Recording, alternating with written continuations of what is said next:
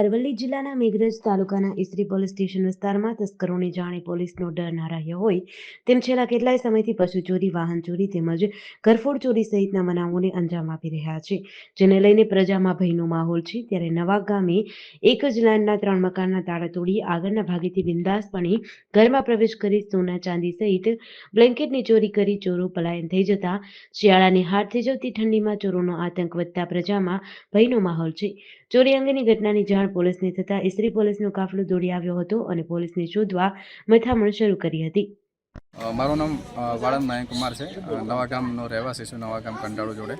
અને આજે સવારે જ મને ફોન દ્વારા મારા કુટુંબના ભાઈ દ્વારા જાણ થઈ કે તમારા 3 ઘરની અંદર ચોરી થઈ છે. 3 ઘરના તાળા તૂટેલા હતા.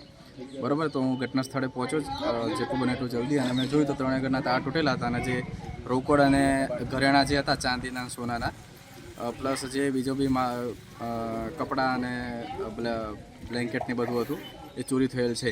જેને જાણ તુરંત પોલીસને કરેલ હોવાથી ઈસરી પોલીસ સ્ટેશનના PSI અહીંયા ઘટના સ્થળ પર આવ્યા હતા. એમને બધું તહેકીકાત કરી અને આગળના જે તે પગલાં હતા એ અમને લેવા માટે અમને જણાવ્યું છે. અત્યારે પોલીસ સ્ટેશન અમે ફરી એમને બોલાવ્યા છે, જઈ રહ્યા છીએ. અને અમે પોલીસ તંત્રને અને જે અમારા ધારાસભ્ય PC બરંડાને અમે વિનંતી કરીએ કે જેટલું બને એટલું આનું જે નિકાળો એ કરે અને ઉપર લેવલની જાંચ કરે અને અહીંયા જે બી ચોરી અને મુદ્દામાલની ચોરી થઈ છે એના વિશે એક ડીપલી ઇન્વેસ્ટિગેશન કરે અને આનો નિકાલ નીવડાવે. GDC ન્યૂઝ સાથે આશીષ વાણંદ, અરવલ્લી.